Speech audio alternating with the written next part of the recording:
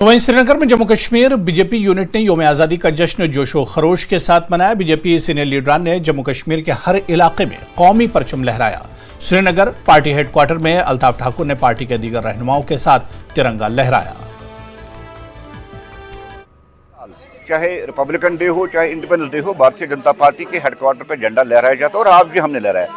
आज के independence day की खास अहमियत यह है कि आज न नेट बंद रहा, न हड़ताल रही, न ट्रांसपोर्ट बंद रहा और न कहीं से कोई रुकावटें खड़ी की कर रही थी। हसल फ्री मूवमेंट चल रही थी।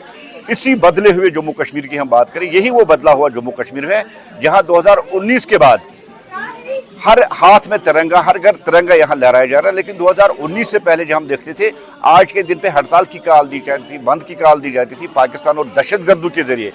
लेकिन कश्मीर के नौजवानों ने दहशतगर्दों की उस काल को रिजेक्ट किया, पाकिस्तान की उस काल को रिजेक्ट किया और आज हर एक हाथ में और हर एक नौजवान के हाथ में यहाँ तिरंगा होता है और बड़ी फख्र और मान के साथ वो कहता है कि मैं हिंदुस्तानी हूँ और हिंदुस्तान के लिए।